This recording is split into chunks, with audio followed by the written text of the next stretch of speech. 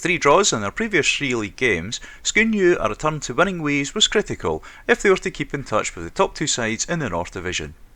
After dry temperatures in Perthshire this last week, good work from some of the committee members made sure the pitch wasn't as dry as it could have been, and special thanks go to Mark Reid, Eric Duff, Willie Gardner, Steve Bonfron and Derek Adam for all their hard work to make the pitch playable. Scone lined up with only the one change from the previous week's formation, with Aaron Mackay coming in at right back for Stephen Moon.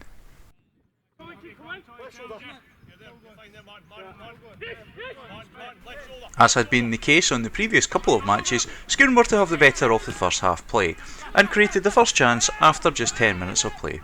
The ball's worked across to the right hand side of the park, and when it's crossed into the centre, it is partially knocked back by Fraser Mills, collected by Andrew McKenzie on the right, however his effort is wide of target.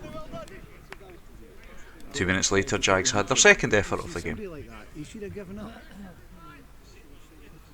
The ball's worked across on the right hand side, and when Strachan gets the ball into the middle, it's collected here by Mitchell.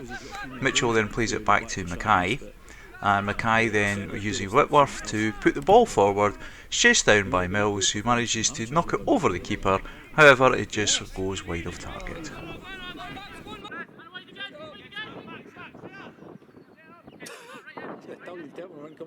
With 18 minutes gone, Scone were to rattle the woodwork, however there would have been a large slice of luck had this effort went on goal. A throw on the left is taken to Sinclair, and when the ball's returned by Mills, his cross into the centre is caught by the wind, comes off the crossbar and is eventually cleared by the Arbroath defence.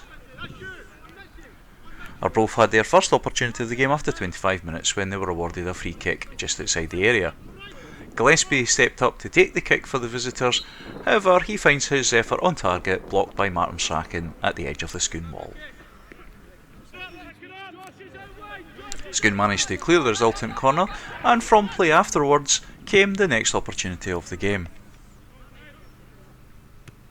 The ball was won back in defence by Scone, and when Gary Fergus takes it up the right hand side, he manages to slip it forward to Fraser Mills. Mills pulls it back then to McKenzie, but a good save by Jack Whitten in the Arbroath goal. Whitten was to come to Arbroath's rescue moments later.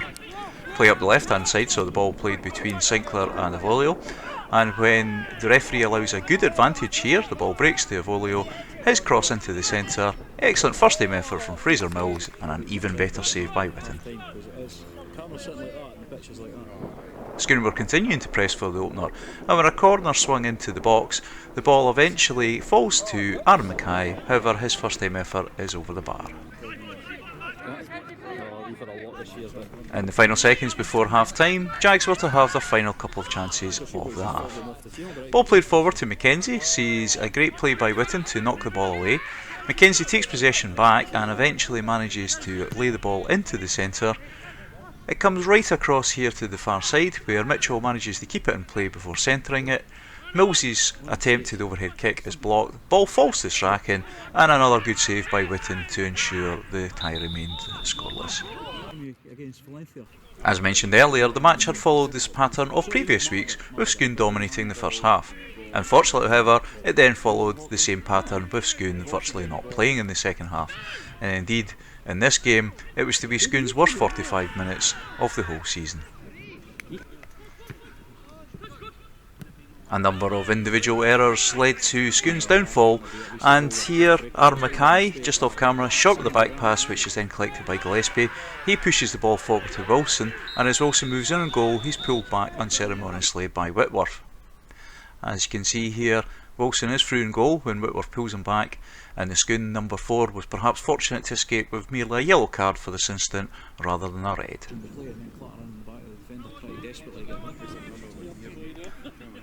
Gillespie lined up for the free kick, and after bending it round the wall, Winton manages to make the save, but with the Scone defence static, there is Wilson to turn the ball into the back of the net.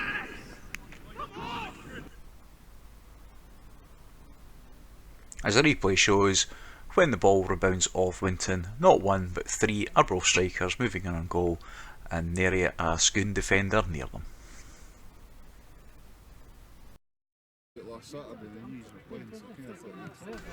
3 minutes later and the visitors were to make it 2-0, and again Scone were to be the architects of their own downfall. A Scone attack was to break down, and when the ball is cleared forward, it's overhit for Wilson, and it appears that Winton is going to make the clearance. However, his clearance is very badly mishit, and the ball falls nicely for Arbroath's Josh Chalmers, who provides an excellent finish from the wing to lick it into the back of the net. Good attempt on goal by Chalmers, and perfect power on it just to take it into the corner of the net.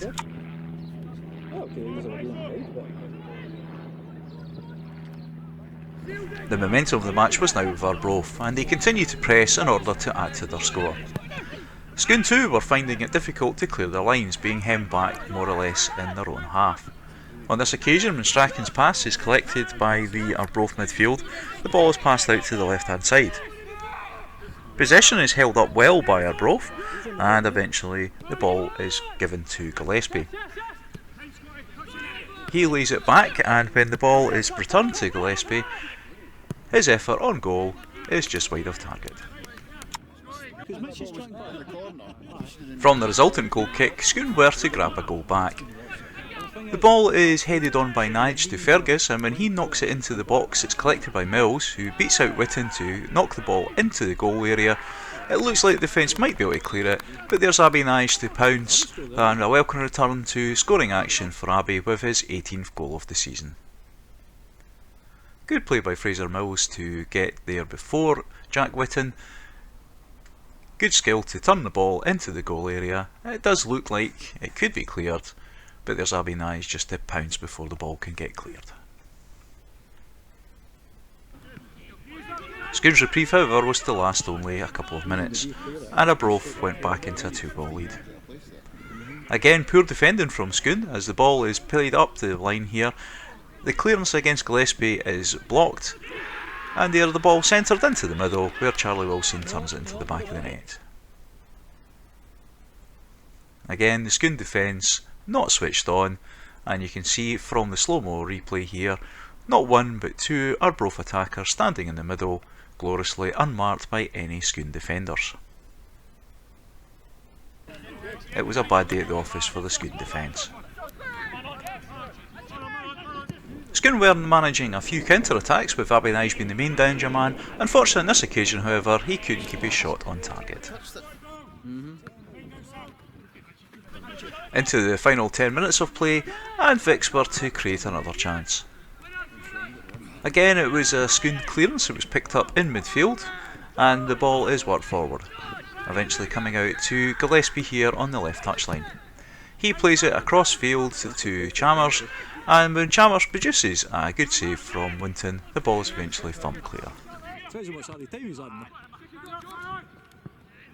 Scone were to have the final say in the match when they were awarded a penalty with a couple of minutes to go. Good play by the Jags to create a chance down the left hand side, so the ball whipped into the box by Fergus.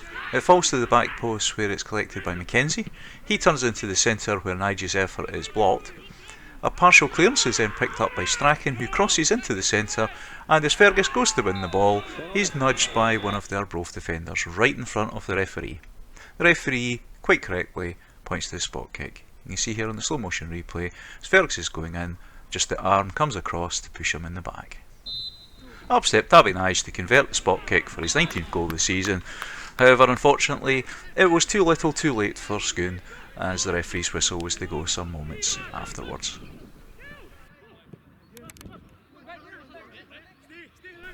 It was a very disappointing afternoon for the Scone Thistle support, with a very poor second half performance, with far too many individual errors and perhaps not the usual high level of work rate we've come to associate with Scone Thistle this year.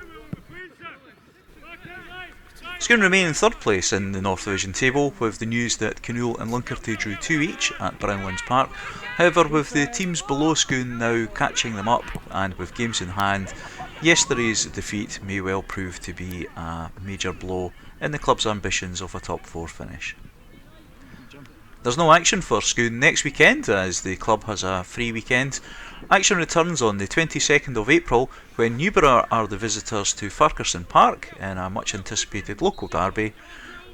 Kick-off is at 2:30pm and we hope you can come along to enjoy the match. If not, the media team will be there to cover the game for Jaggies Live, and we'll bring you the Jaggies TV highlights and action photographs on jaggies.net. That's all for this week's Scone Sport. Thanks for joining us. Bye for now.